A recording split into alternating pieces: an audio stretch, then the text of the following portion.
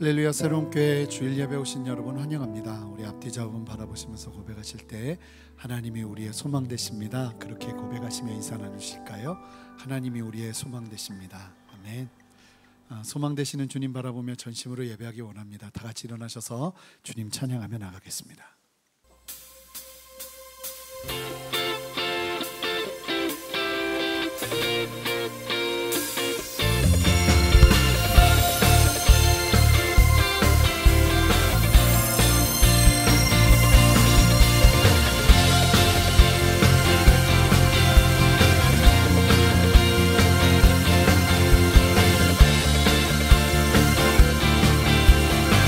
고백합니다. 주여 지난 밤 내 꿈에, 주여 지난 밤 내 꿈에 되었으니 그 꿈이 이루어 주옵소서. 아침에 계시로 보여주사 항상 은혜를 주옵소서. 고백합시다. 나의 놀라운 꿈 청명함이 드는 장차 그를 받으려니 나의 놀라운 꿈 청명히 이루어져 주님 얼굴을 배우리라.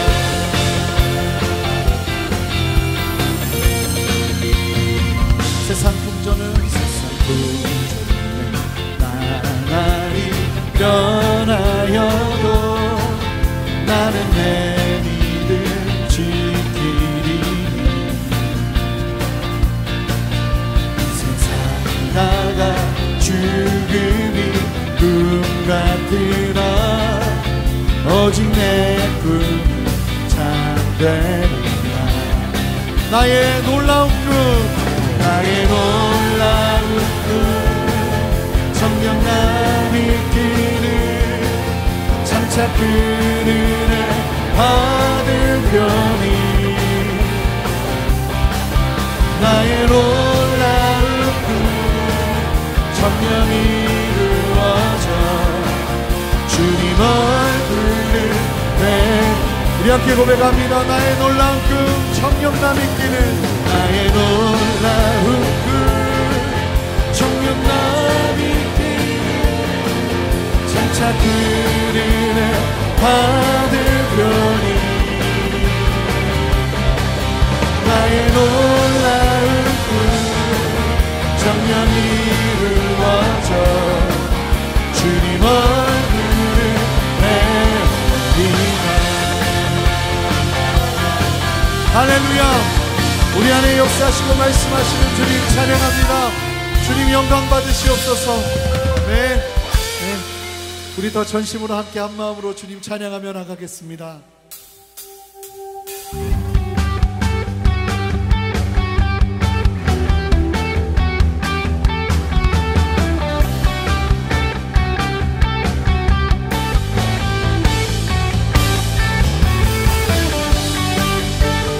이곳 가운데 충만하게 역사하시는 성령 하나님, 더욱더 충만한 은혜로 우리와 함께 하시옵소서.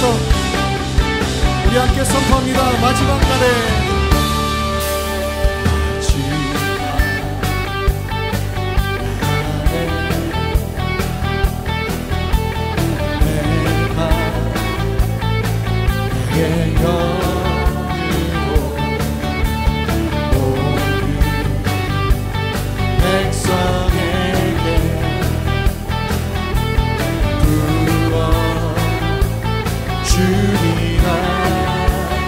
선포합니다. 자녀들은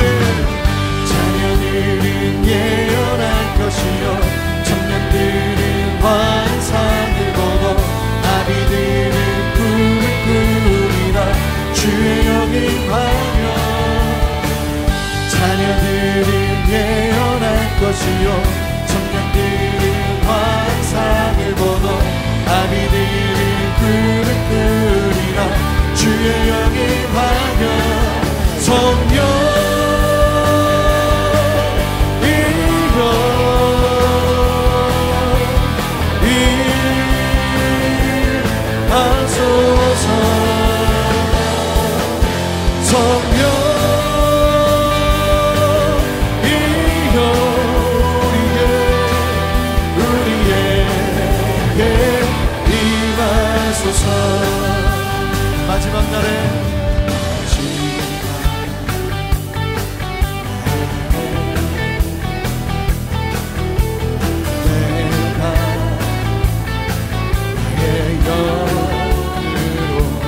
모든 백성에게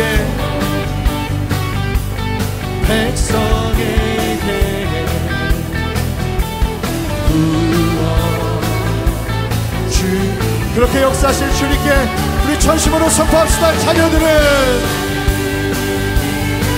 청년들은,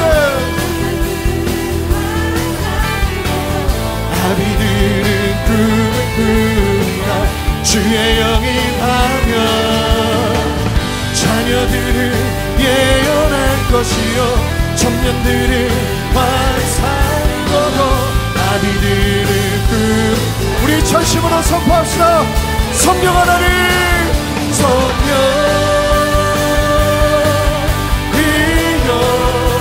임하소서, 임하소서. 성령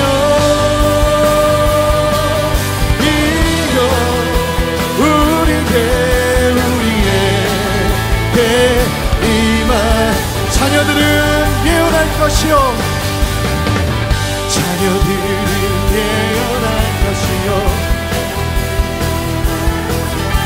아멘. 이 말씀처럼 우리에게 역사하시고 다스리시옵소서. 자녀들은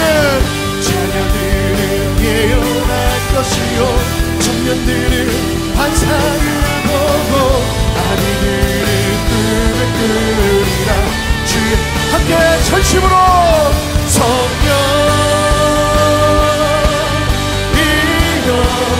임하소서, 임하소서. 할렐루야.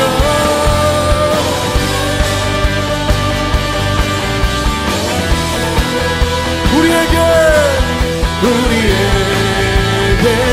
임하 함께 할렐루야.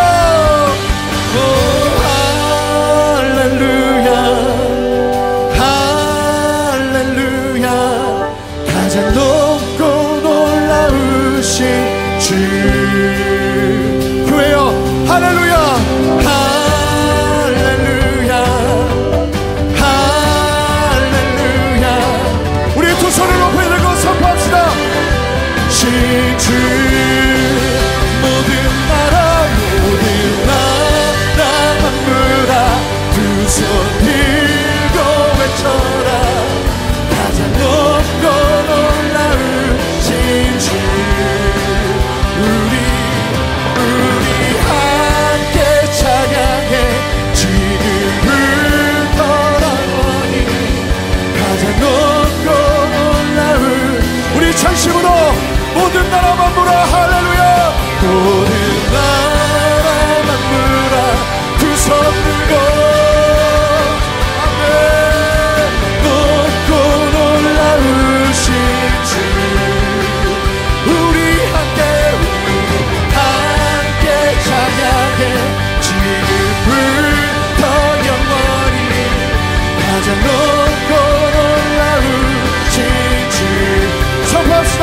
주님만 할렐루야. 할렐루야. 할렐루야. 할렐루야. 할렐루야.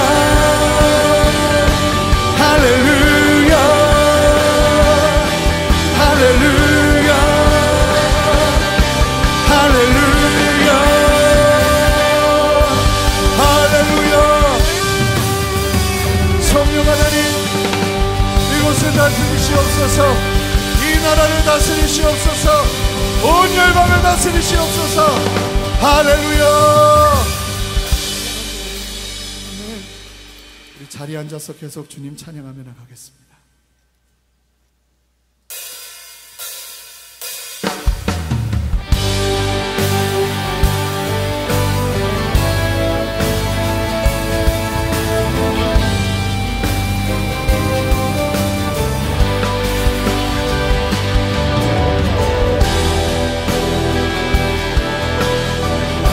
우리 함께 온 마음을 다해 주님 앞에 간절히 주의 성령을 사모하며 고백합니다.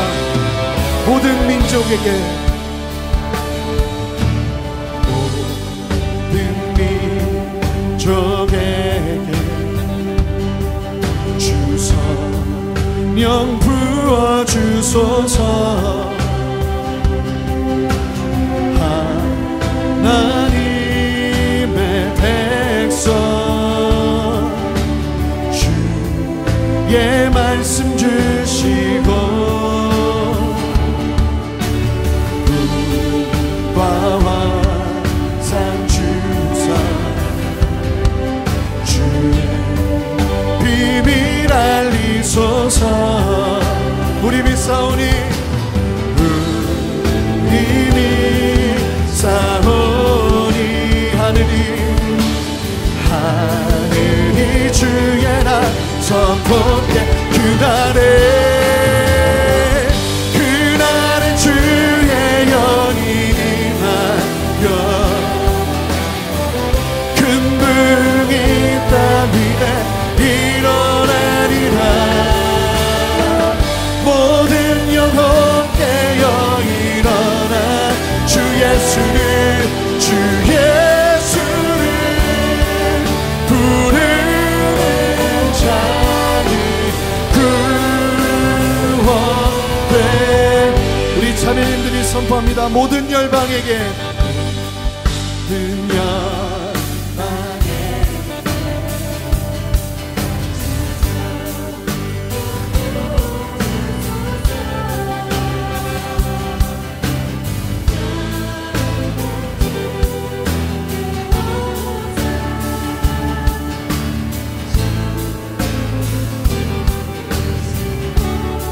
함께 고백합니다. 크신 능력으로 크신 능력으로 땅과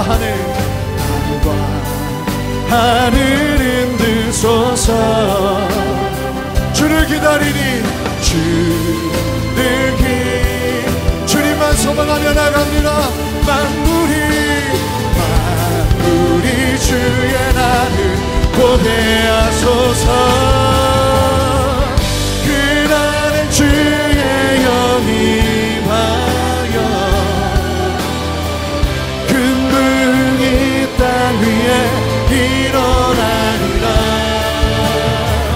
모든 영혼 깨어 일어나 주 예수를 부르는 자는 구원되리.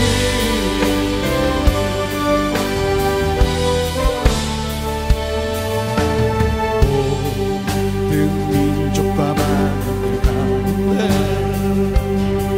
수많은 주 백성 모였네. 주의 보혈과 그 사랑으로 진 백성 삼으셨네. 주님을 향한 감사와 주를 향한 감사와 찬양을 말로 다 표현할 수 없네. 다만 내 소리 높여 온 마음을 다해 찬양하리라. 할렐루야 할렐루야 할렐루야 할렐루야. 어린 양 할렐루야 할렐루야.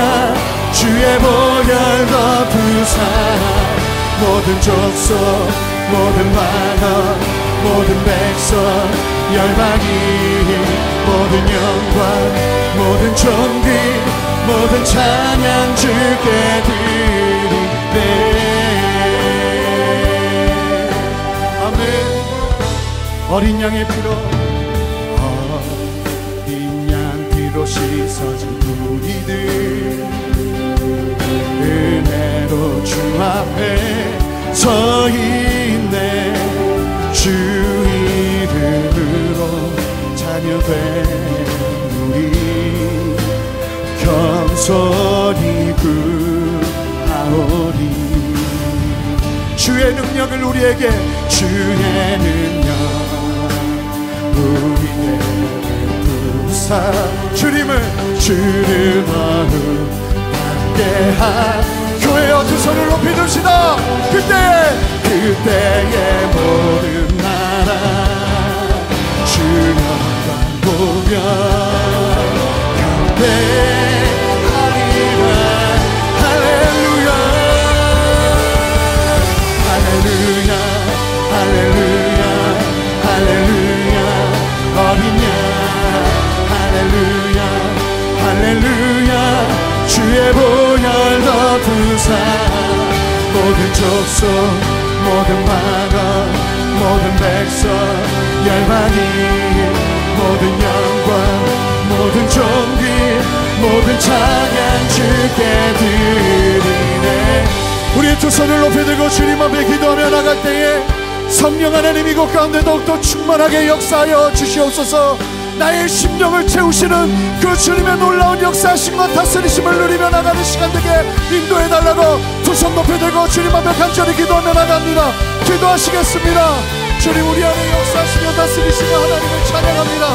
목마른 마음으로 주 앞에 나가오니 성령 하나님 이곳 가운데 충만하게 역사하시며 주님의 마음과 주님의 말씀으로 우리는 다시 한번 새롭게 세워주시옵소서.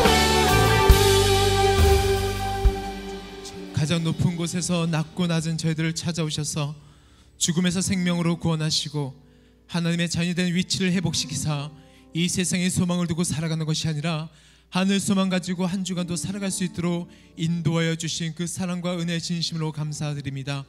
이 시간 주님의 은혜로 구원받은 저희들이 다시금 그 은혜 사모하여 주님 전에 나왔사오니 저희를 주의 날개 안에 품으사 드려진 예배를 통해 참된 안식과 영적 재충전을 받는 시간 되게 하여 주시옵소서. 사랑하는 주님, 한 주간 삶을 돌아보며 주님께로 나아갑니다. 늘 귀한 말씀으로 도전받아 믿음의 결단을 가지고 세상 한가운데로 나아가지만 현실의 벽 앞에서의 두려움과 나 자신의 한계를 느끼며 맥없이 무너질 때가 많았음을 고백드립니다. 주님, 이 시간 다시 한번 구하옵기는 저희들에게 믿음을 더하여 주셔서 강하고 담대하게 하여 주시옵소서. 그리하여 내 눈에 보이는 현생에 나의 믿음과 결단이 흔들리는 것이 아니라 주의 눈을 가지고 내 앞에 주어진 길들을 바라보고 그 믿음의 여정 속에서 승리할 수 있도록 인도하여 주시옵소서. 주님, 이 나라와 이 민족을 위해 기도드립니다. 풍전등화와 같은 시대 가운데 어디로 갈지 몰라 헤매일 때 주를 믿는 성도들이 다른 것 붙잡는 것이 아니라 기도로 이 땅을 중보하고 말씀의 나침판으로 시대를 일깨우는 사명 감당하는 한국교회와 성도들이 되게 하여 주시옵소서.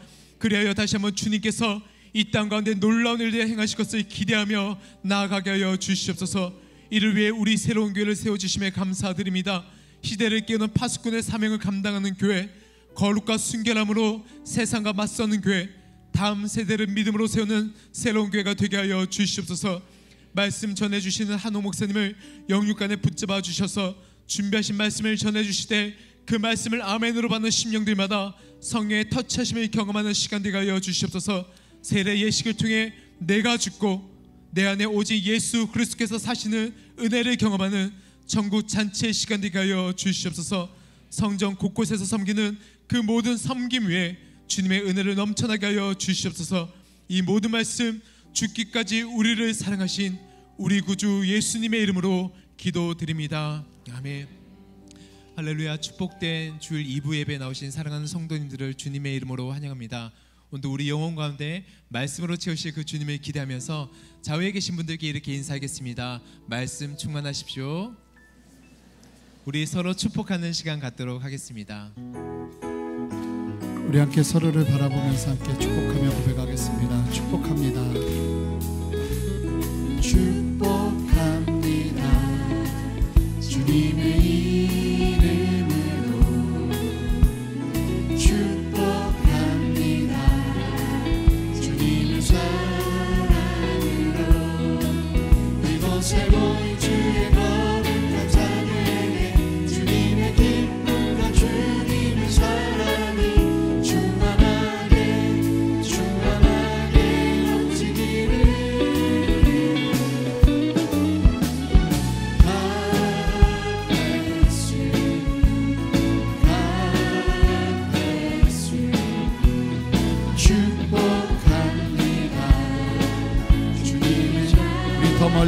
일체들을 바라보면서 함께 고백하겠습니다.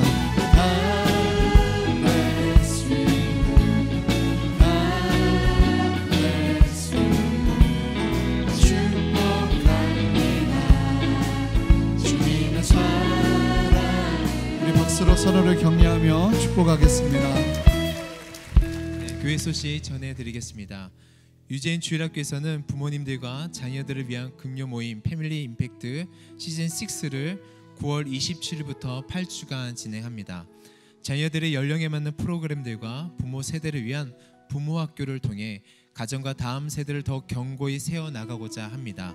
성도님들의 많은 참여와 기도 부탁드리며 특별히 8주간 함께 섬겨주실 자원봉사자를 모집하오니 많은 지원 부탁드립니다. 하나님을 더욱 알고자 원하시는 새 신자들과 전도 대상자를 위한 구도자 커피 브레이크와 만 65세 이상의 성도님들을 대상으로 하는 에버그린 커피 브레이크에서 각각 신청자를 모집하고 있습니다.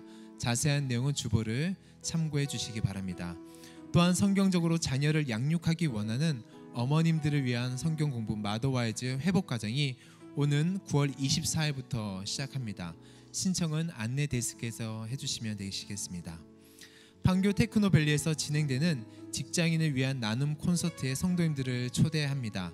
찬양팀 제이어스와 함께하는 이번 콘서트에서는 한옥 목사님께서 말씀을 전해주십니다. 이번 콘서트를 통해서 복음이 다시 한번 온 열방 가운데로 흘러들어가는 귀한 시간이 될 것입니다. 성도님들께서도 이번 콘서트를 전도의 통로로 사용해 주시길 바라며 자세한 내용은 주보에 나와 있습니다. 추석 연휴로 인해서 목요일부터 토요일까지 새벽 예배가 없습니다. 새벽 예배는 17일 화요일부터 정상적으로 진행이 됩니다. 아울러 가정에서 추석 감사 예배를 드릴 수 있도록 순서지를 제작했으니 각 예배 들으실 때 참고하시고 활용하시면 되시겠습니다. 담임 목사님 추천 도서를 전해드립니다. 한국의 알즈너 교정구를 최초로 도입했고 걷기를 삶 속에서 실천하시는 김남규 장로님의 책 나는 오늘도 걷는다 책입니다.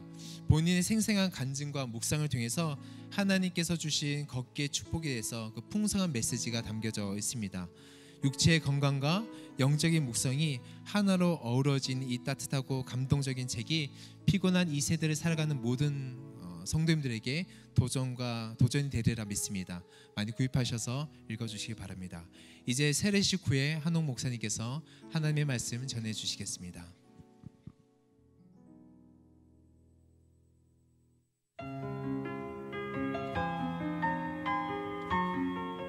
요셉과 형제들 창세기 37장 1절에서 11절 말씀입니다.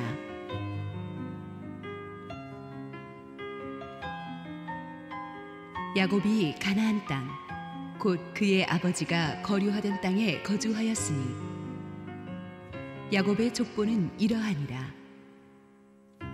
요셉이 17세의 소년으로서 그의 형들과 함께 양을 칠 때에 그의 아버지의 아내들 비라와 실바의 아들들과 더불어 함께 있었더니 그가 그들의 잘못을 아버지에게 말하더라. 요셉은 노년에 얻은 아들이므로 이스라엘이 여러 아들들보다 그를 더 사랑하므로 그를 위하여 채색옷을 지었더니 그의 형들이 아버지가 형들보다 그를 더 사랑함을 보고 그를 미워하여 그에게 편안하게 말할 수 없었더라. 요셉이 꿈을 꾸고 자기 형들에게 말하매 그들이 그를 더욱 미워하였더라. 요셉이 그들에게 이르되 청하건대 내가 꾼 꿈을 들으시오. 우리가 밭에서 곡식단을 묶더니 내 단은 일어서고 당신들의 단은 내 단을 둘러서서 절하더이다.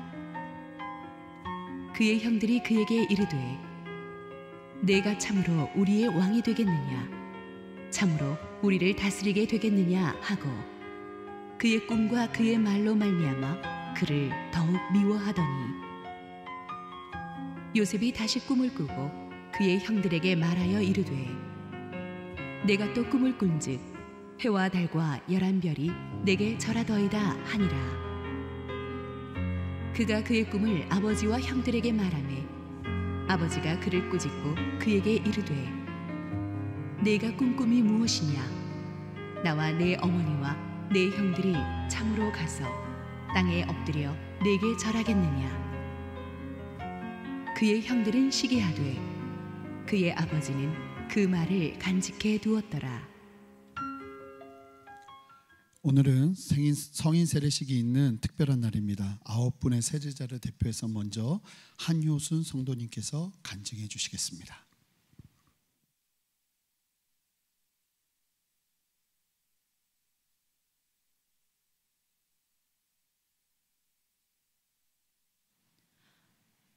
저는 유아 시절 때부터 자주 웃기도 했지만 자주 울던 아이였던 것으로 기억됩니다.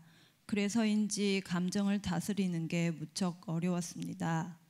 그리고 성장할수록 마음의 공허함도 커져만 갔습니다. 세상적인 행복에 취해 있을 때도 저의 마음 한구석은 무언가가 채워지지 않았고 불안함은 여전했습니다. 그래서 학창 시절에는 친구를 사귀기 위해 여름 성경학교에 갔었고, 직장인이 되어서는 막연하게 행복해질 수 있는 곳이 교회라는 생각에 종종 가곤 했습니다. 삶에서 겪는 결핍과 고통이 커질수록 신앙에 대한 갈망이 컸지만 언제나 제자리 걸음이었습니다. 하나님의 성경과 찬송, 설교 역시 깊이 들어오는 경우가 많지 않았습니다. 그러던 중 지난 2018년부터 변화와 기적을 목격했습니다. 저의 마음에 온전히 하나님과의 교제가 이루어졌습니다. 인생에서 가장 큰 위기와 시련을 겪은 타이밍에 하나님을 만났다던 간증 스토리처럼 저에게도 기적이 이루어졌기 때문입니다. 친한 지인의 제안으로 새로운 교회를 찾게 됐습니다. 설교 말씀을 들으며 씻겨 내려가는 홍수와 같이 눈물이 나왔고, 인내 꾹꾹 누르고 있던 저의 불안함도 사라졌습니다. 더불어 용기를 주셨습니다. 언제나 겉도는 인연으로 끝나던 교회였는데 77기 새신자라는 메달을 얻게 되었습니다. 뿐만 아니라 작년부터 지금까지 거르지 않고 큐티를 읽고 필사하는 습관으로 시작하는 아침이 행복합니다. 하루를 정리하는 밤에는 유튜브 설교 동영상을 시청합니다. 이 역시 저에게 평온함이 찾아오기에 더욱 기다려지는 시간입니다. 그리고 주님의 가르침과 인도하심 속에서 직장에서도 더욱 안정을 되찾게 되었습니다. 치열한 경쟁 속에서는 하나님의 지혜를 빗대어 행하게 되니 모든 업무와 일들은 순조로워졌고 인간관계 또한 담백해졌습니다. 저의 과장된 행동과 화난 말투를 삼가하게 되니 주변의 질투와 구설수도 사라졌습니다. 그리고 올해 하나님과의 만남의 날이 하루하루 더해갈수록 그 무엇보다 값진 것을 경험케 하시는 하나님을 기대하게 되어 더 큰 용기를 냈습니다. 멀게만 느껴지던 세례를 받게 된 것입니다. 저에게는 지금 이 순간, 지금까지의 인생에서 가장 큰 행복을 느끼고 있습니다. 물론 앞으로도 시련과 고통 앞에서 무너지곤 할 테지만 이제 두렵지 않습니다. 이제부터 언제까지나 하나님과 함께하는 것을 믿기 때문입니다. 가장 힘들고 지쳐 쓰러졌던 2018년, 그리고 함께할 미래에도 저에게 가장 먼저 손 내밀어 주신 하나님께 감사드립니다.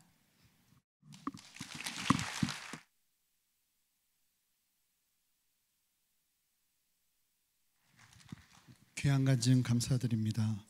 세례를 하기 전에 먼저 세례 서약을 하도록 하겠습니다. 세례는 예수 그리스도를 주로 고백하는 사람들이 그리스도와 함께 죄에 대하여 죽고 예수 그리스도의 생명으로 다시 태어나 예수님과 연합하여서 주님을 위해 살아가겠다는 믿음을 고백하는 상징적인 의식입니다. 오늘 세례식에는 특별히 하나님께서 주시는 은혜가 있을 줄 믿는데요. 모든 분들 9분의 세례자들께서는 한 걸음 앞으로 나오셔서 오른손을 들고 저와 함께 서약하도록 하겠습니다. 제 질문에 크게 예라고 대답해 주시면 감사하겠습니다. 질문하겠습니다. 여러분은 본래 하나님 앞에서 죄인이며 오직 예수 그리스도를 믿는 믿음으로만 구원 얻을 수 있음을 믿습니까? 여러분은 삼위일체의 하나님, 전능하사 천지를 만드신 하나님과 십자가의 죽음과 부활하심을 통해 구원을 이루신 하나님의 독생자 예수 그리스도, 그리고 우리 안에 거하시며 우리를 도우시는 성령 하나님을 확실히 믿습니까? 여러분은 모든 죄의 길을 떠나 성령 하나님을 의지하며 하나님의 말씀인 성경의 가르침을 따라 온전하게 순종하는 삶을 살아갈 것을 서약하십니까? 여러분은 교회의 리더십에 복종하고 교회의 덕을 세우는 일에 힘쓰며 교인으로서의 의무와 권리를 바르게 행사하기로 서약하십니까? 함께 기도하겠습니다. 사랑의 하나님 아버지, 하늘 문을 여시고 이 축복된 자리를 보시옵소서. 이 한 분 한 분이 죽음의 길을 벗어나 영원한 생명으로 나왔사오니 주님의 십자가로 이분들을 구원하여 주시고 이제 천국까지 인도하여 주실 줄 믿습니다. 이 시간 물 세례와 함께 성령 세례가 임하게 하여 주시옵소서. 이분들의 손을 붙잡아 주시고 영원히 산성이요 반석이 되어 주시옵소서. 예수님 이름으로 기도드립니다. 아멘. 담임 목사님께서 세례를 집례해 주시겠습니다. 내 영혼이 은총 입어, 내 영혼이 은총 입어 중한 죄짐 벗고 보니 슬픔 많은 이 세상도 천국으로 와도다. 그리스도의 사랑으로 죽음에서 구원하신 하나님의 딸 한효순에게 내가 성부와 성자와 성령의 이름으로 세례를 주노라. 아멘. 축복의 통로가 될지어다. 그리스도의 사랑으로 죽음에서 구원하신 하나님의 아들 권동현에게 내가 성부와 성자와 성령의 이름으로 세례를 주노라. 아멘. 축복의 통로가 될지어다. 그리스도의 사랑으로 죽음에서 구원하신 하나님의 아들 김종재에게 내가 성부와 성자와 성령의 이름으로 세례를 주노라. 아멘. 축복의 통로가 될지어다.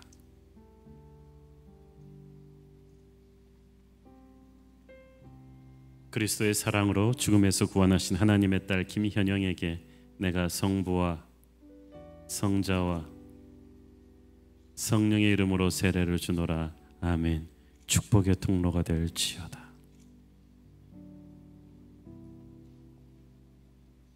그리스도의 사랑으로 죽음에서 구원하신 하나님의 딸 김효린에게 내가 성부와 성자와 성령의 이름으로 세례를 주노라. 아멘. 축복의 통로가 될지어다.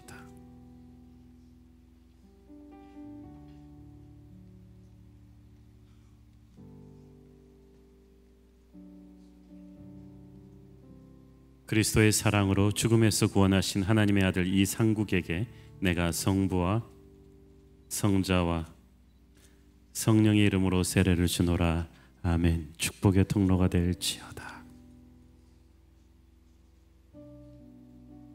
그리스도의 사랑으로 죽음에서 구원하신 하나님의 아들 최요한에게 내가 성부와 성자와 성령의 이름으로 세례를 주노라. 아멘. 축복의 통로가 될지어다.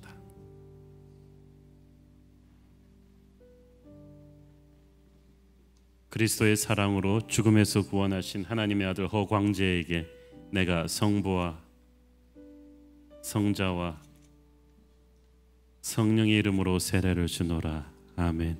축복의 통로가 될지어다.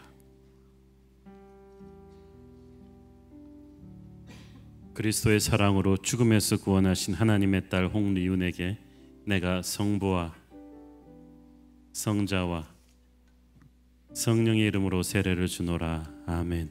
축복의 통로가 될지어다.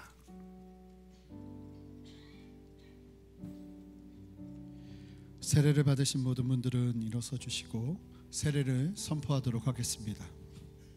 한효순, 권동헌, 김종재, 김현영, 김효린, 이상국, 최요한, 허광재, 홍리윤, 이 9분은 이 시간 세례를 받아 새로운 교회의 세례교인이 되었음을 성부와 성자와 성령의 이름으로 선포합니다. 아멘. 함께 박수로 이분들의 세례를 축하해 주시기 바랍니다. 축하해 주길 원하시는 분들은 이 앞으로 나오셔서 함께 축하해 주시면 감사하겠습니다. 담장 너머로 뻗은 나무 가지에 푸른 열매처럼 하나님의 귀한 축복이 삶에 가득히 넘쳐날 거야. 너는 어떤 시련이 와도 능히 이겨내 강한 다리선 전능하신 하나님께서 너와 언제나 함께 하시니 너는 하나님의 사람, 나는 하나님의 사람. 나는 널 위해 기도하며 내 길을 축복할 거야. 너는 하나님의 선물, 사랑스러운 하나님의 열매, 주의 품에 꽃 피운 나무가 되어줘. 서로에게 감사와 격려의 박수로 환영하도록 하겠습니다. 할렐루야. 우리 하나님께 감사와 영광의 박수 올려드리겠습니다. 우리가 이제 야곱 시리즈를 끝내고 이제부터는 Miracle Child, 기적의 사람, 우리 요셉 시리즈를 들어가도록 하겠습니다. 엄밀하게 따지면은 야곱의 인생 후반전의 주인공이 이제 요셉이 되죠. 우리 함께 기도하시고 하나님 말씀 듣겠습니다. 주님 은혜 감사합니다. 특별히 오늘 세례받은 분들 축복합니다. 평생 주님이 축복하는 인생 살게 하옵소서. 오늘부터 꿈의 사람 요셉의 시리즈를 시작하는데 하나님, 우리에게도 하나님의 꿈을 꾸게 하여 주옵소서. 부족한 죄인은 감추시고 주님 홀로 영광 받으시옵소서. 예수님 이름으로 기도했습니다. 아멘. 오늘의 본문 시작을 보니까 야곱이 가나안 땅, 곧 그의 아버지가 거류하던 땅에 거주하였으니 야곱의 족보는 이러하니라고 되어 있어요. 그러니까 요셉의 이야기인데 사실 스타트가 야곱의 스토리에서부터 비롯된다는 뜻입니다. 야곱은 할아버지 아브라함부터 시작해서 아버지 이삭을 통해서 이어져 내려온 믿음의 가문의 계승자입니다. 야곱이 지금 정착하고 있는 땅은 아브라함에게 약속하신 약속의 땅입니다. 그러니까 지금 요셉 이야기를 시작하면서 아브라함, 이삭, 야곱의 뒤를 잇는 믿음의 역사의 새 주인공이 요셉이다라고 하나님은 말씀하시고 있는 것입니다. 우리는 갑자기 그냥 하늘에서 뚝 떨어진 개별적인 존재가 아닙니다. 항상 요즘 사회가 개인주의를 가르치지만 성경은 항상 가족이라는 배경을 반드시 강조합니다. 어떤 가족에서 태어날 것인가, 거기에 대해 우리는 선택권이 없었습니다. 그것은 하나님의 섭리였습니다. 요셉은 믿음의 가문에서 태어났습니다. 믿음의 가문에서 태어난다는 것은 큰 축복입니다. 왜냐하면 자기가 태어나기 전부터 아버지, 할아버지 때부터 흐르고 있는 하나님의 약속이 있거든요. 하나님의 아름다운 사명이 있습니다. 여러분이 처음 집안에서 예수 믿는 사람이면 이제 여러분이 그 집안의 믿음의 선조예요. 새로운 역사가 여러분 집안에 흐르기 시작할 것입니다. 그래서 우리가 보면 어찌 보면 믿음의 가문에서 태어난다는 것은 우리 믿음의 조상들이 쌓아 올린 기도의 빚을 지고 태어나는 것이고 그들이 살아간 순종의 삶의 열매를 우리가 먹고 있는 것입니다. 자, 그런데 이 요셉이 이 아브라함부터 시작된 믿음의 명문가에서 태어나긴 했지만 그것은 이제 수천 년 뒤에 우리가 돌아볼 때 그렇다는 것이고 지금 당장은 이 요셉의 태어난 이 아버지 야곱은 그리고 그 가정은 사실 엮이는 가정이라고 볼 수밖에 없는 여러 가지 문제가 많은 상황이었습니다. 부잣집이긴 했지만 문제가 굉장히 많은 집이에요. 그의 아버지 야곱은 우리가 알다시피 소시적부터 남속이기 잘하는 사기꾼 기질이 다분했던 사람입니다.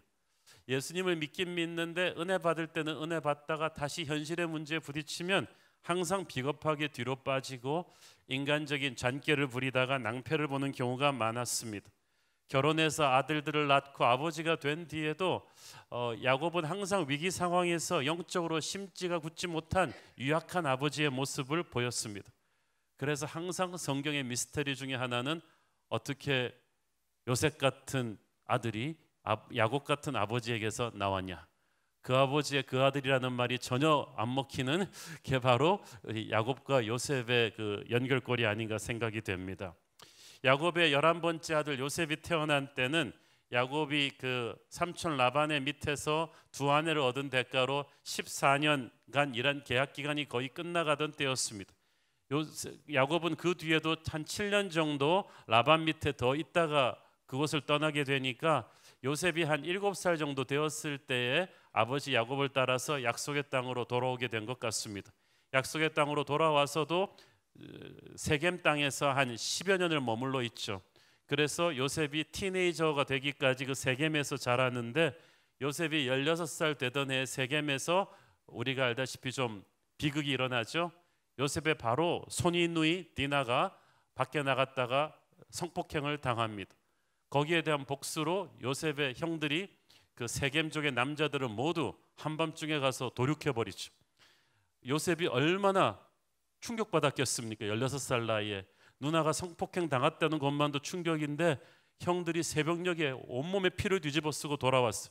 씩씩거리면서 우리가 다 죽여버렸어, 다 복수했어. 요셉이 아마 간이 콩닥콩닥 했을 거예요. 시퍼런 칼을 들고 수십 명 사람들을 죽였다고 복수했다고 하는 형들의 모습을 보면서 요셉은 얼마나 무서운 형들인가 늘 피부로 느꼈을 것입니다. 그리고 나서 그 가족은 할 수 없이 세겜을 떠나서 헤브론으로 가게 되죠. 그 충격이 가시기도 전에 헤브론으로 가는 길에 요셉의 친어머니 라헬이 아이를 낳다가 세상을 떠납니다. 난산이었죠.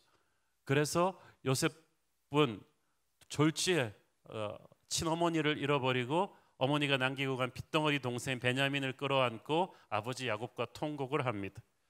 그러니까 이 요셉의 이 10대 인생이 어린 나이 때 여러 군데 이사 다니는 것도 힘든데 누이가 성폭행 당하는 거 보고 또 형들이 막 칼 휘두르면서 사람 죽이는 거 보고, 안 그래도 형들이 사이가 안 좋은 이 갈등 관계인데, 그리고 우유부단한 아버지를 보고 그러면서 사실 대단히 삐뚤어질 수 있는 환경이었어요. 부잣집이지만 삐뚤어질 수 있는 환경인데 요셉의 인생을 보면 충분히 상처받을 만한데 요셉이 상처가 없어요. 쓰레기 더미에서 꽃이 피우듯이 그 많은 문제들을 겪으면서도 요셉이 순결하고 진실한 성품으로 자라납니다. 요셉을 가만히 보면은 야곱의 12아들들 가운데 가장 고결한 인물이고 가장 예수님을 닮은 인물인 것을 알 수가 있습니다. 수많은 고난을 겪으면서도 거룩과 순결을 지켰고 믿음을 잃지 않는 그런 사람이었고, 결국은 수많은 사람을 살려내는 구세주 같은 존재가 되잖아요. 우리가 야곱처럼 부족한 인생이지만 요셉 같은 아들들을 키워내기를 축원합니다. 제가 야곱 인생 끝낼 때 여러분한테 그 구호를 가르쳐 드렸죠. 우리는 야곱 같았어도 우리 자녀들은 요셉처럼 키워 주시옵소서. 우리 아이들이 우리의 부족함을 넘어서서 고결한 예수님 닮은 사람으로 크기를 기도하십시다. 자, 근데 이 요셉이 크면서 이 형들의 참 미움을 사게 됩니다. 첫 번째 원인은 야곱의 편애였습니다. 3절 읽습니다. 요셉은 노년에 얻은 아들이므로 이스라엘이 여러 아들들보다 그를 더 사랑함으로 그를 위하여 채색옷을 지었더니, 우리도 자식 키울 때 보면 좀 첫째한테 엄한 것 같아요. 처음 해보니까 부모 기대치도 높고, 그래서 보면은 아버지들이랑 첫째들이랑 별로 사이가 안 좋아요. 특히 아들들인 경우는 첫째한테 굉장히 엄해요.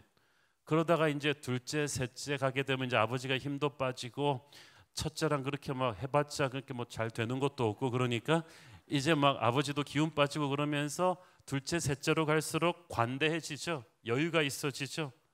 야곱도 11번째 낳은 아들 요셉을 90이 넘어서 아들을 봤기 때문에 굉장히 애틋하게 사랑했습니다. 거기다가 요셉은 기적의 아들이었어요. 왜냐하면 야곱이 사랑했던 라헬이 거의 불임 판정을 받은 정도로 애가 안 생겨요. 그 야곱이 별로 사랑하지 않았던 레아가 그렇게 많은 아이들을 낳는 동안에 라헬에게 애가 안 생기는 거, 이것은 야곱에게 있어서도 충격이지만 라헬에게 있어서 큰 충격이었습니다. 왜냐하면 그때까지 라헬은 아쉬운 게 없었어요. 어렸을 때 자라면서도 항상 언니 레아보다 훨씬 많은 청년들의 흠모를 받았을 정도로 외모도 탁월했죠. 결혼하고 나서도 남편의 사랑을 독차지했죠. 부잣집 딸이죠. 뭐 아쉬울 게 없는데 불임이라는 벽에 딱 부딪히니까 라헬이 깨집니다. 마음이 가난해집니다. 겸손해집니다. 절박하게 하나님께 부르짖기 시작합니다.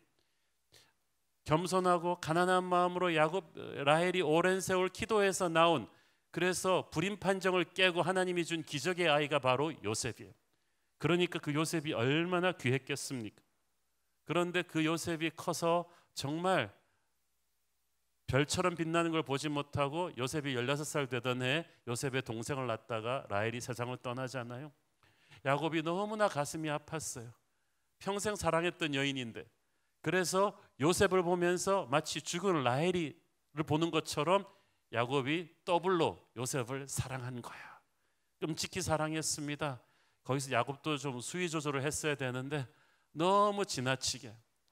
요셉한테 그래도 5번 칭찬할 거면 유다나 스불론 이런 벤자민 이런 애들한테도 좀 칭찬을 조금씩은 나눠줘야지 될 텐데 그냥 요셉한테 100%의 사랑을 준 거예요. 옷도 성경에 보니까 채색 옷을 입혔다고 했는데 영어 성경에 보니까 richly ornamented robe, 그러니까 옷에다가 여러 화려한 장식과 수를 놓은 거예요.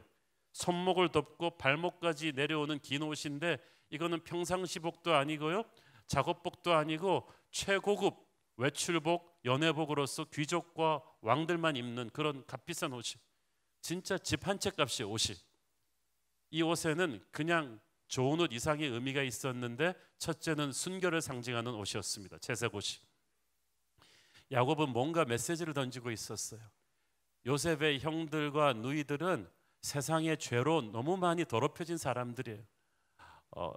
그 음란했고 또 가서 막 사람을 죽이고, 또 요셉의 형 르벤은 또 자기 서모랑 간통하고, 그래서 요셉의 형들, 다른 형제들은 죄인이라는 거예요.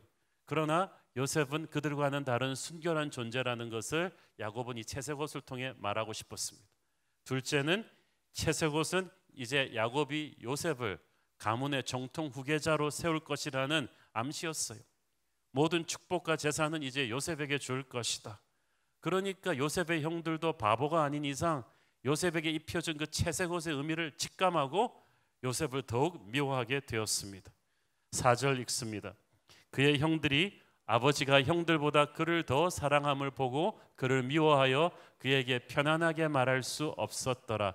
여기서 편안하게 말할 수 없었다는 말은 히브리인들의 일상적인 인사말인 샬롬도 말하지 못했다는 거예요. 우리로 치면 잘 계시죠? 잘 주무셨어요? 진지 드셨어요? 이런 자연스러운 인사말도 못할 정도로 형제들 간의 감정이 극도로 악화되어 있었다는 뜻입니다. 이 원인 제공을 야곱이 했어요. 참 보면은 아이러니하죠. 우리는 어쩌보면 우리가 그토록 고개를 흔들던 부모의 잘못을 우리가 저도 모르게 계승하고 있어. 왜냐하면 야곱도 어릴 때 편애 때문에 고생했잖아요. 아버지 이삭이 이유 없이 형 에서를 편애하고, 어머니 리브가는 또 그걸 대항해서 야곱을 편애하고, 부모의 편애 때문에 에서와 야곱 형제는 20년 동안이나 견혼지간으로 그렇게 벌어지게 되었는데, 그걸 보며 자랐으면 야곱은 나는 절대 그러지 말아야지 그런 생각을 했겠죠? 그런데 우리가 항상 나는 아버지처럼 되지 말아야지 그래 놓고 그러고 있어요. 야곱도 어느 날 보니까 병적으로 요셉을 편애하고 있는 거예요. 부모가 자식을 편애하지 말기를 바랍니다. 그러면 형제 간에 분란이 일어납니다. 모든 자녀들에게는 부모도 모르는 장점이 있기 때문에 영적으로 잘 분별해서 모든 자녀에게 그래도 조금씩의 그 사랑을 나눠주는 그런 분별력 있는 부모가 되도록 여러분 노력하십시오. 자, 요셉이 형들의 미움을 받게 된 첫 번째 원인은 아버지의 편애였지만, 두 번째 요셉 자신도 원인 제공을 좀 했어요. 이 사람이 너무 고지식할 정도로 정직해요. 2절 보세요. 야곱의 족보는 이러하니라. 요셉이 17세 소년으로서 그의 형들과 함께 양을 칠 때에 그의 아버지의 아내들 빌하와 실바의 아들들과 더불어 함께 있었더니 그가 그들의 잘못을 아버지에게 말하더라. 참 잘못 보면은 이렇게 뭐 고자질쟁이가 다 있나 그렇게 생각하기가 쉬운데, 요셉이 없는 사실 지어내서 말하는 그런 비겁한 고자질쟁이는 아닙니다.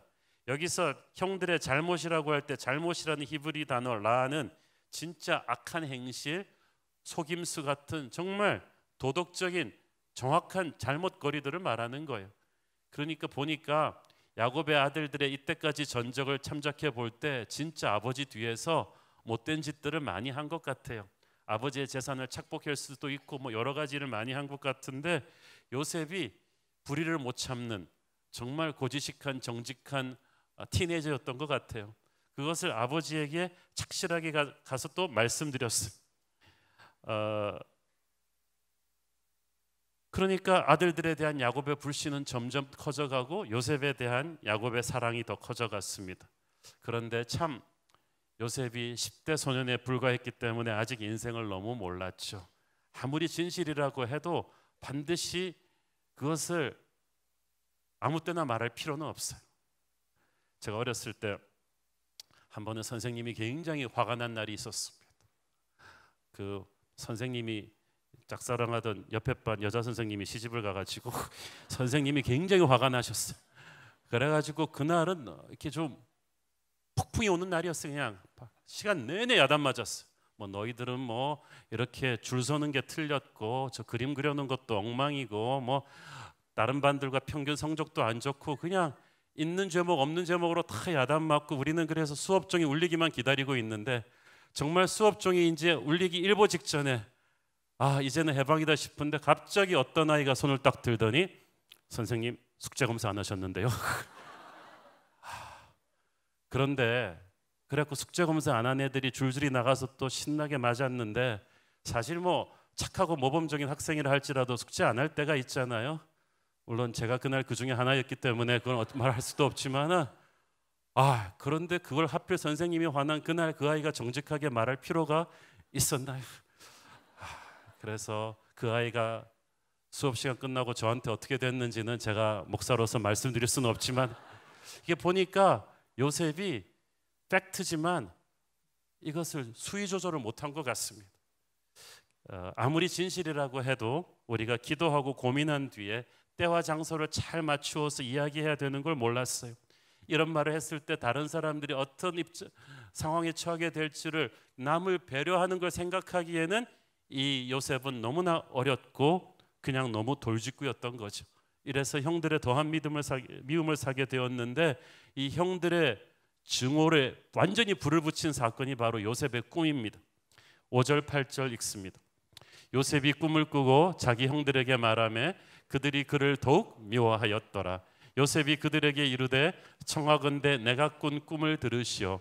우리가 밭에서 곡식단을 묶더니 내 단은 일어서고 당신들의 단은 내 단을 둘러서 절하더이다. 그의 형들이 그에게 이르되 네가 참으로 우리의 왕이 되겠느냐, 참으로 우리를 다스리게 되겠느냐 하고 그의 꿈과 그의 말로 말미암아 그를 더욱 미워하더니. 허리를 구부려 절한다는 것은 완전히 높은 왕에게 하는, 그를 나보다 훨씬 높은 권위자로 인정하는 존경의 표시입니다. 그 형들이 곡식단이 요셉의 곡식단에게 그렇게 절했다는 것은 이제 요셉이 형들과는 비교도 할 수 없는 왕 같은 높은 위치에 올라가게 된다는 뜻이에요. 물론 나중에 대제국 애굽의 총리가 되는 요셉을 통해 하나님이 그 꿈을 이루시죠. 그렇지만 그것은 먼 훗날의 일이고, 당장 지금 요셉은 10대 소년이고 형들은 요셉보다 훨씬 나이가 많은 젊은이들입니다.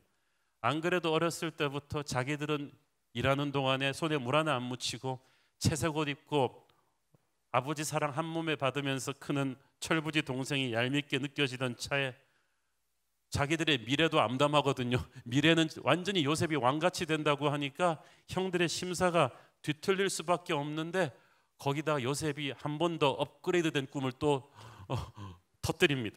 9절 10절 요셉이 다시 꿈을 꾸고 그의 형들에게 말하여 이르되 내가 또 꿈을 꾼즉 해와 달과 11별이 내게 절하더이다 하더니 그가 그의 꿈을 아버지와 형들에게 말하며 아버지가 그를 꾸짖고 그에게 이르되 네가 꾼 꿈이 무엇이냐? 나와 네 어머니와 네 형들이 참으로 가서 땅에 엎드려 네게 절하겠느냐. 자, 이번에는 이 꿈의 레벨이 달라졌어요. 11별은 형들을 상징하는 건데 거기다가 해와 달까지 덧붙여졌어요. 해와 달은 아버지 어머니예요. 그 당시 부모의 권위는요, 유교 가부장 문화권에 우리보다 훨씬 더 엄격한 게 히브리 부모입니다. 부모가 하늘 같은데 그 하늘 같은 부모도 요셉한테 꿇어 엎드려 절할 정도로 높아진다고 하니까 이런 불경이 어디 있어요? 있을 수 없는 일이죠. 물론 훗날 요셉의 위치는 부모도 올라갈 수 없는 고결한 위치가 되지만 그것은 먼 훗날의 얘기고, 지금 요셉은 새파란 티네이저고 아버지는 100살이 넘은 머리가 허연 아버지입니다. 아비가 아들에게, 형이 아우에게 신하의예로 복종한다는 것은 상상할 수가 없는 무례함이었어요. 그래서 평생 요셉을 야단쳐 본 적이 없는 아버지 야곱이 처음으로 요셉을 야단쳤어요. 아마 야곱이 그렇게 야단을 쳐야 형들의 분노도 좀 잠잠해졌겠죠. 너 너무 경솔하지 않냐? 그러면서 그의 꿈과 그의 말로 인하여, 꿈을 꿨으면 그걸 굳이 말할 필요가 있느냐는 거죠. 11절 읽습니다. 그의 형들은 시기하되 그의 아버지는 그 말을 간직해 두었더라. 자, 여기서 형들이 시기했다는 말은 끌어오르는 듯한 분한 감정, 이제 죽이고 싶은 듯한 아주 폭발적인 감정을 간신히 억제할 정도로 상태가 심각해진 거예요.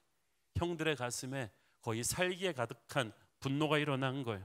그런데 정작 당사자 요셉이 그 심각성을 제대로 알아차리지 못했어요. 여러분, 우리가 보면 그래요. 우리가 우리 생각만 하다 보면요, 남을 이해하는 것 같은데 우리는 남의 잘 이해 못해요. 가정 안에서도 그렇습니다. 남편들이 아내를 이해하는 것 같았지만 전혀 몰라요. 그럼 아내들은 남편을 이해하느냐? 많이 모르고 있어요. 부모는 자식을 이해하고 있습니까? 딴 나라 사람 같은 애들인데 가족도 서로를 잘 몰라요. 우리가 서로의 감정에 대해서 기도하지 않으면 너무나 무지한 존재인데 요셉도 그랬어요. 형들의 그 시기심과 분노의 레벨을 잘 감을 못 잡았어요. 그런데 야곱이 겉으로는 요셉을 꾸짖었지만 속으로는 그의 말을 마음속에 간직했다. 그건 영적으로 묵상했다는 뜻이에요. 야곱은 이 요셉이 기적 같은 기도의 선물로 태어난 아이임을 알고 있었어요. 어렸을 때부터 하나님의 임재가 가득한 아이였어요. 거기다가 야곱은 하나님이 꿈을 통해 계시한다는 것을 자기가 체험으로 아는 사람이에요. 자기도 도망자 시절, 베델레 도망자 시절 꿈을 꿔서 하나님의 환상을 봤잖아요. 하늘로 연결되는 사닥다리의 환상을 보았고 마하나임의 환상을 보았고 수없이 많이 하나님이 꿈을 통해 야곱에게 계시하셨던 경험이 있기 때문에 이렇게 하나님의 임재가 가득한 아이 요셉의 꿈은 황당해 보이지만 하나님의 숨은 뜻이 담겨 있을 것이라는 것을 야곱이 감을 잡기 시작했어요. 요셉에게 똑같은 꿈을 하나님이 연속 2번 꾸게 하십니다. 그것은 하나님께서 요셉을 통해서 야곱의 가정과 온 세상을 통해 이루실 놀라운 플랜을 미리 말씀해 주신 것입니다. 요셉은 꿈꾸는 사람입니다. 야곱의 인생을 우리가 표현하면 회복된 도망자지만 요셉의 인생을 핵심 키워드로 설명한다면 그는 꿈꾸는 사람, 드리머입니다. 사람은 빵을 먹고 사는 존재가 아니라 꿈을 먹고 사는 존재죠. 우리는 나이가 들어서 늙는 게 아니라 꿈이 사라질 때 늙는 것입니다. 요셉은 단순히 아버지의 귀여움을 받고 자란 철부지가 아닙니다. 그는 어릴 때부터 하나님의 꿈을 받았던 비전의 사람이었습니다. 그 꿈은 이 요셉을 통해서 수많은 사람들을 죽음에서 구원하고 하나님의 역사를 이루어 가시려는 놀라운 비전이었습니다. 요셉의 꿈은 야심이 아니라 하나님이 주신 꿈입니다. 하나님이 주신 자기의 꾸는 야심은 자기 자신을 높이지만 하나님이 주신 꿈은 첫째 다른 사람들을 섬기는 것이고 둘째 하나님의 영광을 높이는 것입니다. 하나님의 사람은 예수 믿는 그 순간부터 자기의 꿈이 사라지고 하나님의 꿈에 사로잡히기 시작합니다. 이 하루를 견딜 수 있게 해주는 힘이 바로 우리를 사로잡은 하나님의 꿈입니다. 하나님의 꿈이 있는 사람은 현실이 아무리 어려워도 절망하지 않습니다. 하나님이 그 꿈을 이루신다는 확신이 있기 때문에 또 한 번 일어서서 미래를 향해 나가는 거죠. 저는 여러분에게 하나님의 꿈이 있기를 바랍니다. 각자 개인에게도 하나님의 꿈이 있고 가정도 하나님의 꿈이 있어야 되고 나라에도 꿈이 있어야 됩니다. 기업도 꿈이 있어야 돼요. 교회도 꿈이 있어야죠. 우리 교회는 말씀과 기도로 하나님의 사람들을 키워서 세상 속으로, 열방 속으로, 미래 속으로 보내겠다는 그 비전을 가지고 지난 10년 동안을 달려왔습니다. 그 비전을 가지고 앞으로도 우리는 달려갈 것입니다. 꿈이 없잖아요. 사람이 하루하루 맥이 빠집니다. 작은 일로 쉽게 막 다투고 싸우고요. 꿈이 없으면 유혹과 시험에 쉽게 넘어집니다. 저는 특히 요즘 젊은이들이 꿈을 잃어가고 있는데 하나님이 주시는 꿈을 회복하기를 축원합니다. 절망적인 시대에 꿈을 가지려면 하나님을 만나야만 합니다. 하나님만이 절망을 딛고 일어나는 새로운 미래의 꿈을 주시기 때문입니다. 요셉이 그 어린 나이에 하나님의 꿈을 받았다는 것은 이제부터 그 인생이 어떤 역경 속에서도 하나님이 붙잡고 갈 것을 뜻하는 것입니다. 근데 문제는 요셉은 그 꿈 때문에만 핍박받은 게 아니라 그 꿈을 너무 쉽게 발설했다는 게 문제였죠. 해와 달과 11별까지 요셉에게 절한다는 그 꿈을 부모와 형들이 다 들었을 때 어떤 느낌일지 그것을 헤아리기까지는 요셉은 아직 너무 성숙하지 못했던 거예요. 순진한 요셉은 그냥 고지고대로 얘기해 버렸어요. 요셉은 불과 1년 전에 세겜에서 형들이 하룻밤에 세겜 남자들을 전멸시키는 무서운 사람들인 걸 보았습니다. 그걸 보았으면 그런 살벌한 형들 앞에 말하는 걸 조심해야 되지 않겠습니까? 남보다 뭔가를 더 가진 사람은 겸손하고 지혜로워야만 합니다. 하나님이 남에게 주지 않은 꿈을 여러분에게 주셨다면 그 꿈을 무겁고 진중하게 다루기를 바랍니다. 그걸 가지고 묵상하고 기도하고 하나님의 때에 그것을 펼치시기를 바랍니다. 이걸 함부로 펼쳤기 때문에 요셉은 큰 고난을 겪게 된 거예요.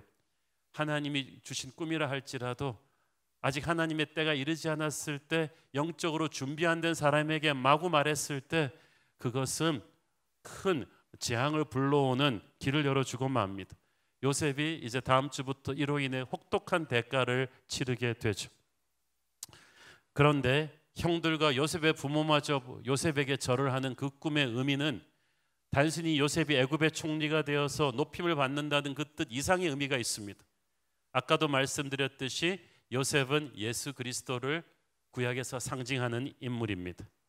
하나님의 꿈은 왕 대신 예수 그리스도의 권위 앞에 모든 백성, 모든 족속, 모든 방언이 엎드려 절하는 것입니다. 에베소서 1장 10절 읽겠습니다. 시작. 하늘에 있는 것이나 땅에 있는 것이 다 그리스도 안에서 통일되게 하려 하심이라. 이 통일되게 하려 하심이라는 말 영어 성경에서는 to bring all things in heaven and earth together under one head. 하나의 머리이신 예수 그리스도의 권위 앞에 모든 것들이 복종하게 한다, 그 뜻이에요. 요셉에게 모든 가족들이 복종했듯이 하나님의 꿈은 모든 땅에 있는 것들이나 하늘에 있는 것들이 다 그리스도에게 복종하는 것입니다. 그 권위 밑에서 통일되는 그 꿈은 위에서 하나님은 지금도 일하시고 계십니다. 그리고 그 꿈은 주님 다시 오실 때 이루어질 것입니다. 교회는 예수 그리스도의 몸입니다. 그러므로 우리도 당연히 예수 그리스도의 꿈을 꿉니다. 우리는 모든 이름 위에 뛰어난 예수 그리스도를 열방에 선포함으로써 온 세상이 주님께 굴복되기를 위해 일해야만 합니다. 야곱이 요셉의 꿈을 가슴에 간직했듯이 교회는 주님의 꿈을 가슴에 간직하고 그것을 위해서 헌신해야 되는 것입니다.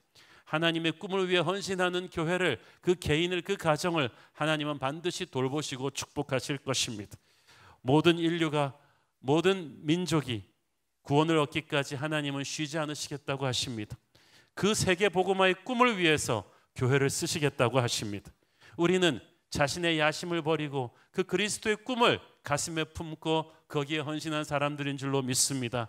그 그리스도의 꿈을 가슴에 품고 살아가는 자는 다시 가슴이 뛰는 그런 축복이 있게 될 것입니다.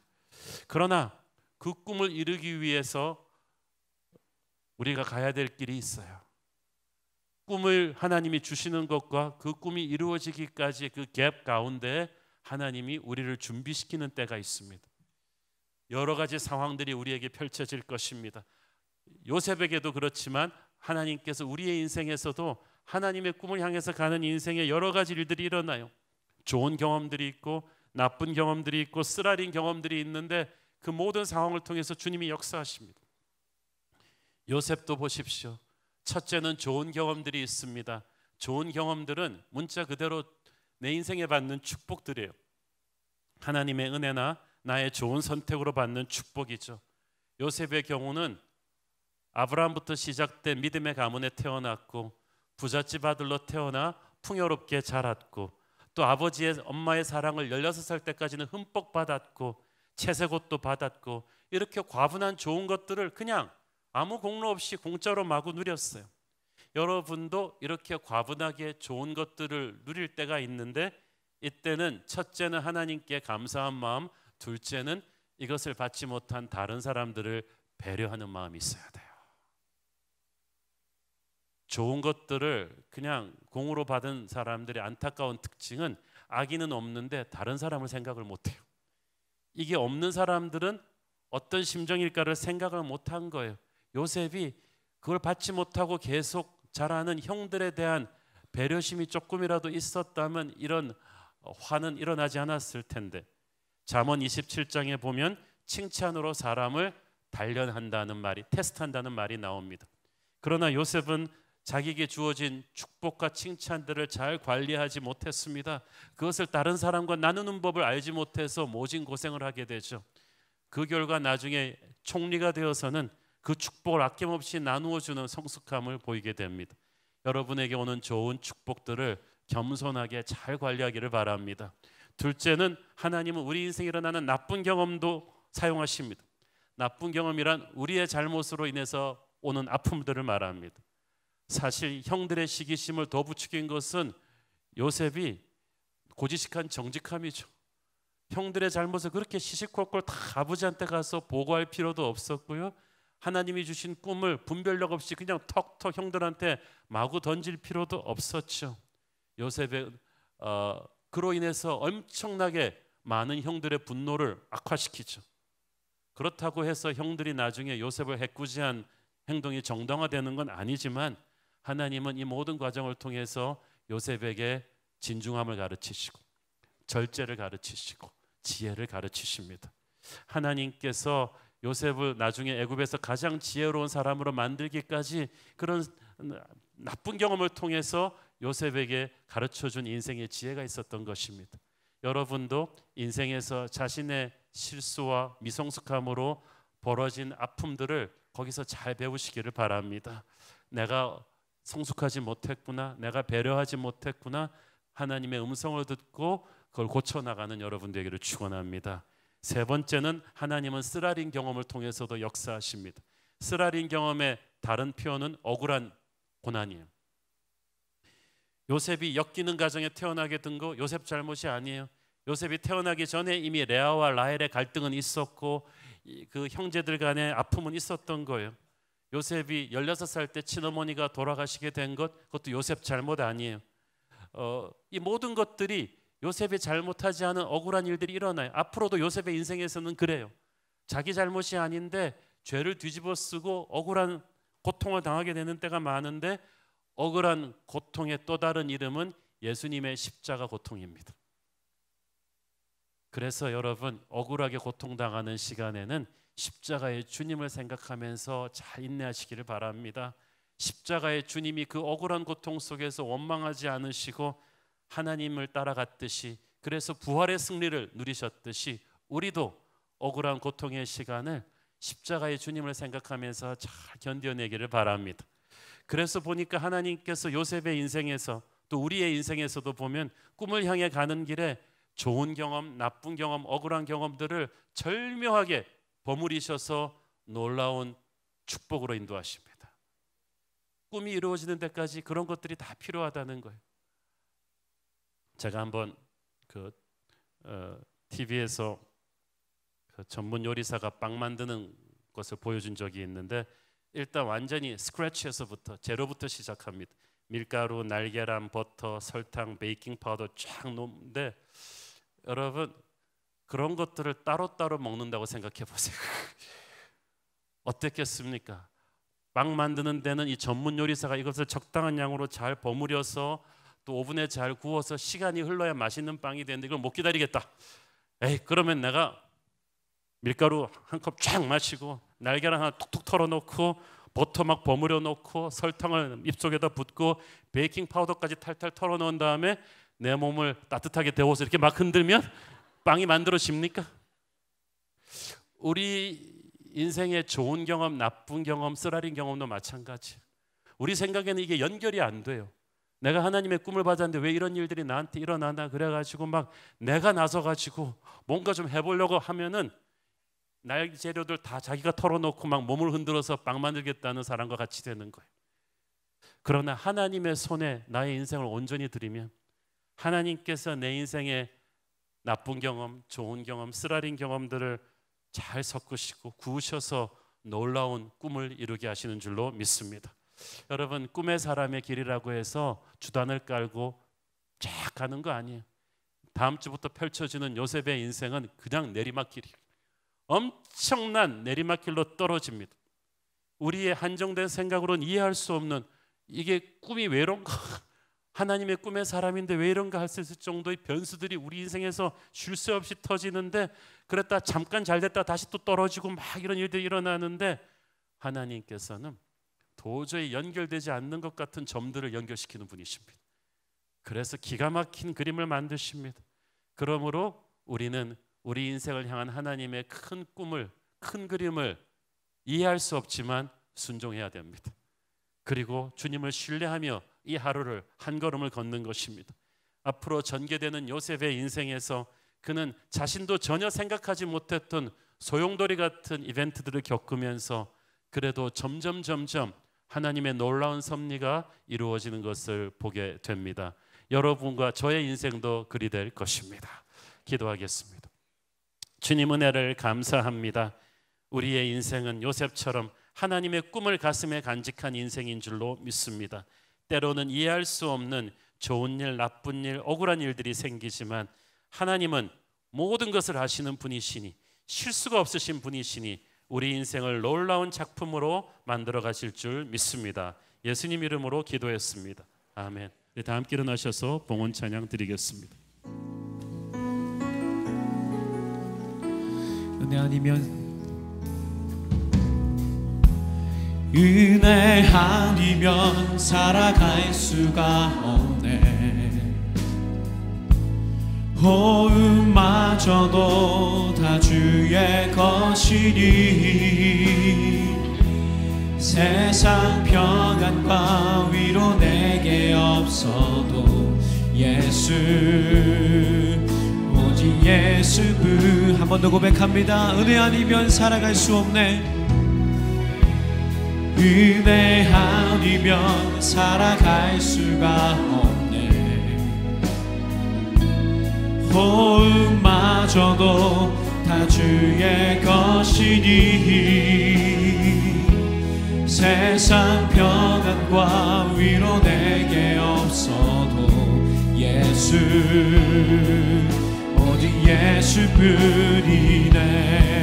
크신 계획, 크신 계획 다 볼 수도 없고 작은 고난에 지쳐도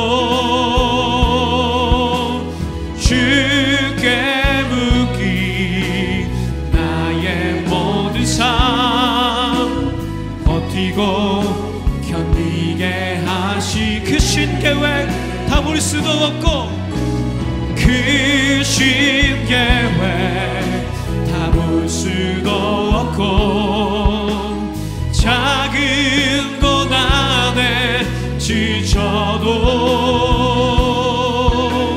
주께 묻기 나의 모든 삶 버티고 견디게 하시네. 은혜 아니면 은혜 아니면 살아갈 수가 없네. 호흡마저도 다 것이니 세상 평안과 위로 내게 없어도 예수 오직 예수뿐. 함께 믿음의 두 손을 들고 성령의 새바람 성령의 새바람 이 땅에 불어오소서.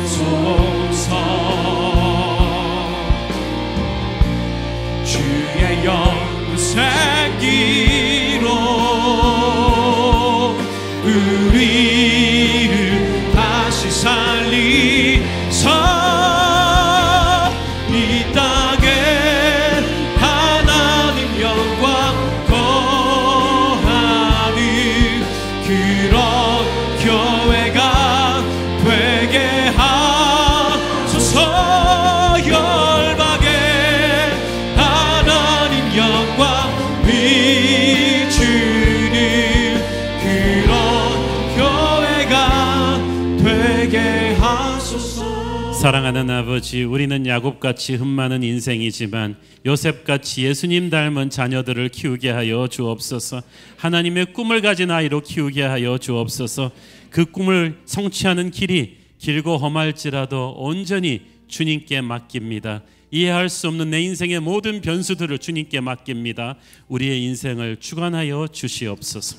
받은 은혜 감사하며 드리는 헌물의 손길들을 축복하시고 지금은 살아계신 우리 주 예수 그리스도의 은혜와 하늘아버지 사랑과 성령님 감화 감동하신 것, 교통하신가 축복하심의 은혜가 하나님의 꿈을 가지고 살아가는 인생 되기를 소원하는 사랑하는 모든 성도들 머리 위에 지금부터 영원토록 함께 계시기를 축원하옵나이다. 아멘.